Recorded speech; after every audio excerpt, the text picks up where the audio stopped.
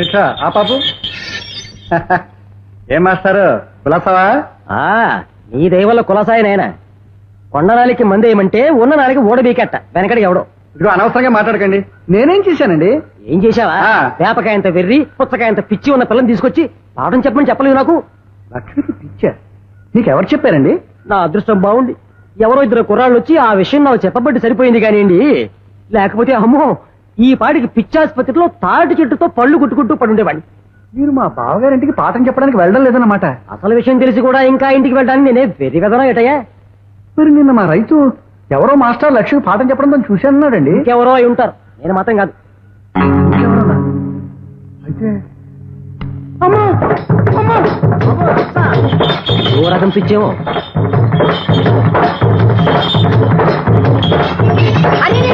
ఏమిటి రిక్షాబాయ్ తక్కువ? అదేమిటండి ఇలా అయిపోయారేమిటి? నేను ఊళ్ళో లేకపోతే రిక్షా తొక్కి బతుకుతున్నారా? అవునే, రిక్షా తొక్కునే బతుకుతున్నాను. కావాలంటే నువ్వు కూడా రిక్షాకి రూపాయి నేను సరాసరి తీసుకుని గోదావరిలో తోస్తాను. పంపులంటే పోయే వార్త విన్నాక వీడు సరిగ్గా రిక్షా తొక్కలేకపోతుంటే వాడిని ఎక్కించి నేను తొక్కుని వస్తున్నాను. ప్రబల బళ్ళలో ఆంజనేయుల్లో నిలబడ్డావు అదిగా. ఇందా మళ్ళీ ఏమిటి రోడ్డు పాడు చేస్తున్నావు? పాడు చేయడం ఏంటండి? కొత్త ముగ్గు వేస్తున్నా, కప్ప ముగ్గు. కప్ప ముగ్గా? చిప్ప ముగ్గు వేయి. ఆఖరికి రాజాగారు మనం మిగిల్చేది చెప్పే. ఎండగా ఉంది, కొడుకేసుకుని ముగ్గేసుకో. బావగారు, బావగారు. ఏమిన్నారాయన? మీరు ఇక్కడ ఉన్నారా? బావగారు మన కొంపకు ఒళ్ళేరైపోయింది. ఏమిటయ్యా, ఏమిటి హడావుడి? ముందు చెప్పండి, పైన సంగీత మనిషి ఉన్నాడా? ఉన్నాడా? అదిగో పాట వినిపిస్తుందిగా, చూడు. చక్కని కీర్తనలు నేర్పుతున్నాడు, మంచి విద్య గలవాడు. వాడి ఒక్కొక్క విద్య ఇప్పుడే బయటపడుతుందండి. ఈ మాస్టర్ నేను పంపిన మాస్టర్ కాదండి బాబు. నువ్వు పంపించినవాడు కాదా? కాదు. మరెవరు? ఆ రాజయ్య ఈ వేషంలో వచ్చాడని నాకు అనుమానం.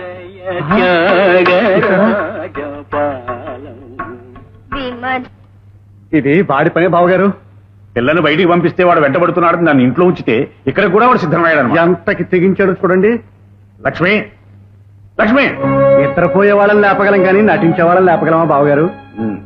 ఇంకా ఆలస్యం చేయకుండా మా అబ్బాయి చేత లక్ష్మి మెల్లో 3 ముళ్ళు వేయించడం మంచిదని నా అభిప్రాయం బావగారు. అవునాయి, నిజమే. కానీ అది ఇక్కడ కాదు, ఆ భ్రష్టుడు రాయల స్థలంలో జరగాలి. నువ్వు అమ్మాయిని మన ఊరు పంపించి ఏర్పాటు చేయించు. వాడు అక్కడికి ఎలా వస్తాడో నేను చూస్తాను. అక్కడే అయిపోయా రా. నీకే చెప్పేది, వెళ్ళి జీపి. ఎక్కడికి?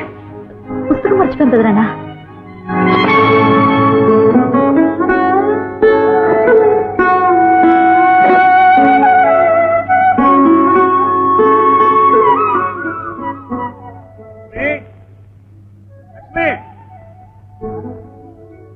వచ్చేస్తుందన్నయ్యా, ఒక్క నిమిషం. ఇంకా ఆలస్యం ఎందుకు? తొందరగా బయలుదేరు. అత్తయ్య గట్టిగా అరవకు, వాళ్ళు వింటారు. చూడు, నువ్వు వెళ్ళకపోతే పెద్దయిన మనసు కష్టపెట్టుకుంటారు. బయలుదేరమ్మా. నువ్వు మన ఊరు వెళ్తున్నావని రాజా కబురు చేస్తానుగా. నిజం అత్తయ్య? పిచ్చిదానా, నీ బాధ నాకు తెలియదమ్మా. అన్నయ్య కింద ఎదురు చూస్తున్నారు. పద పద.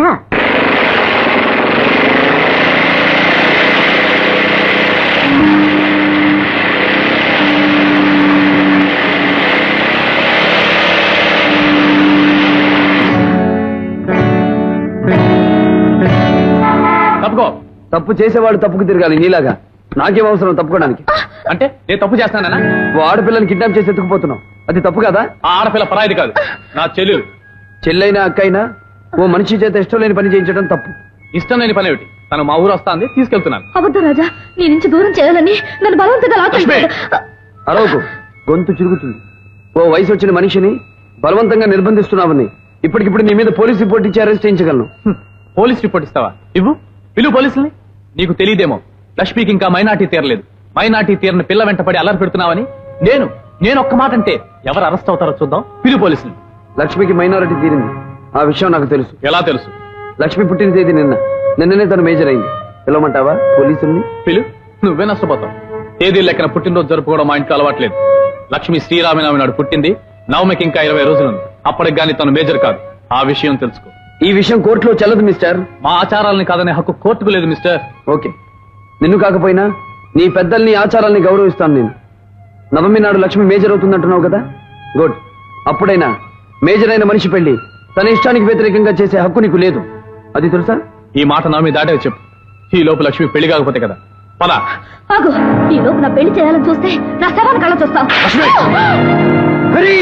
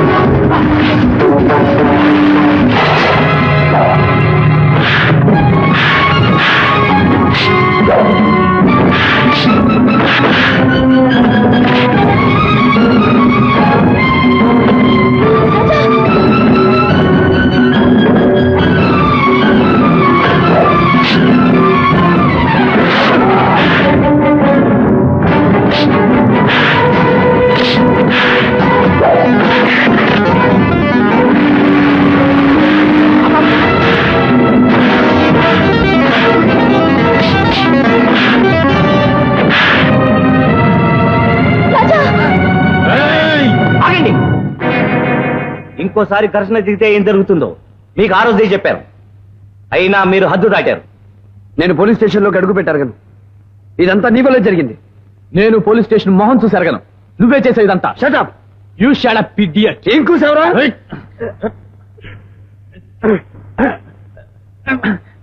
ఆగండి. You stop it. Behave yourself. ఏ పిచ్చి పిచ్చిగా ఉందా? ఆటలాడుకుంటున్నారా? ఎస్ఐ గారు, నేను రాజా అన్నయ్య. జరిగిందంతా తెలిసింది. మా వాడిని జామీన్ మీద తీసుకెళ్ళడానికి వచ్చాను. మీరు మాట్లాడుతున్నారు కదా అని వీరు జామీన్ ఇస్తారు, రిలీజ్ చేయండి ఎస్ఐ గారు. ఓకే, ఇలా రండి. ఇక్కడ సంతకం పెట్టండి.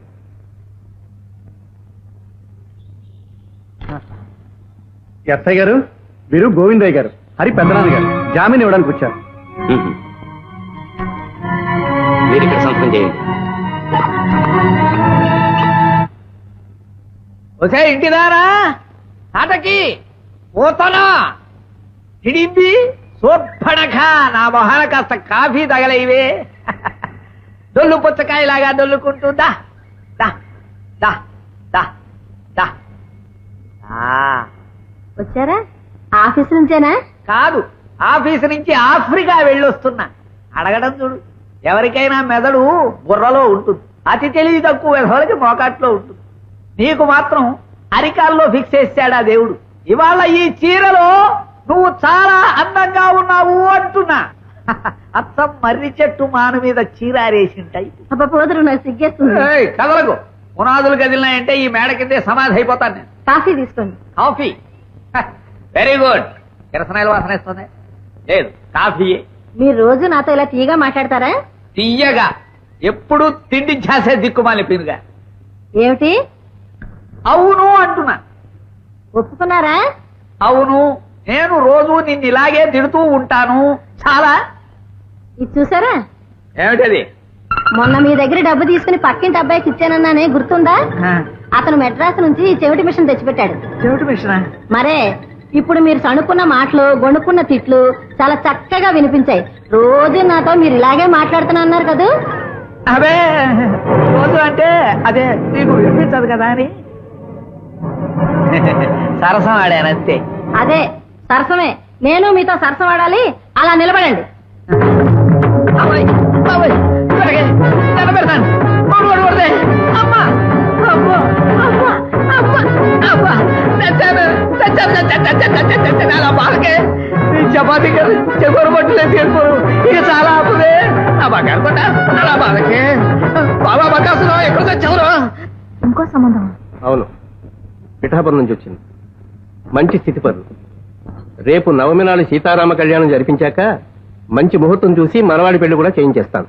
నవములోపు ఆ ఊరు వాళ్ళు సీత విగ్రహాన్ని ఇస్తామన్నారా? ఇస్తే మంచిదే, లేకపోతే మరో సీతనైనా తయారు చేయించి కళ్యాణం జరిపించి తీరుతాను. 2 విషయాల్లోనూ మీరు వక్రంగానే ఆలోచిస్తున్నారండి. 14 ఏళ్ళు అటు సీతని ఇటు రాముని దూరంగా ఉంచారు. ఇప్పుడు ఇంకో కొత్త సీతను తెస్తామంటున్నారు. అలాగే చిన్నప్పటి నుంచి లక్ష్మీ రాజా భార్యాభర్తలు అనుకున్నాం. ఇప్పుడు ఇంకో పిల్లనిచ్చి పెళ్లి చేస్తామంటున్నారు. ఈ వాదనలు అనవసరం. నా నిర్ణయానికి తిరుగులేదు. లక్ష్మికి రాజాకి పెళ్లి జరగడానికి వీల్లేదు, అంతే. అదే నీ నిర్ణయం అయితే నా నిర్ణయం కూడా విననే. రాముడి జీవితంలో ఇంకో సీత లేదు, నా జీవితంలోకి ఇంకో లక్ష్మి రాదు. అయితే రేపు నవమికే పెళ్లి చేసేద్దాం అంటావా? అవును బాబు గారు, ఆ రోజుతో లక్ష్మి మైనారిటీ తీరిపోతుందని హరి రాజాతో అన్నాను అంటున్నాడు కదా. ఆ విషయం విన్నా కూడా వాడు ఊరుకుంటాడా? మైనారిటీ తిరగానే వాళ్ళిద్దరూ ఏకమై పోలీస్ స్టేషన్ లో రిపోర్ట్ ఇచ్చి ఠింగురంగానే పెళ్లి చేసేసుకుంటే మనం పిసుకోలేక సావాలి. అది నిజమేననుకో, కానీ నవమంటే 20 రోజులు కూడా లేదు. ఈ ప్రయత్నం చేయగలవా? ఈ రోజుల్లో పెళ్లి ఏర్పాట్లకు భయపడ్డాడు బావగారు. బజార్లో రెడీమేడ్ జీలకర్ర బెల్లాలు, రెడీమేడ్ మంగళసూత్రాలు, రెడీమేడ్ పప్పన్నాలు దొరుకుతాయి. రెడీమేడ్ పెళ్లి వారు కూడా దొరుకుతారు. మీరు అనండి, నేను అవన్నీ చూసుకుంటాను.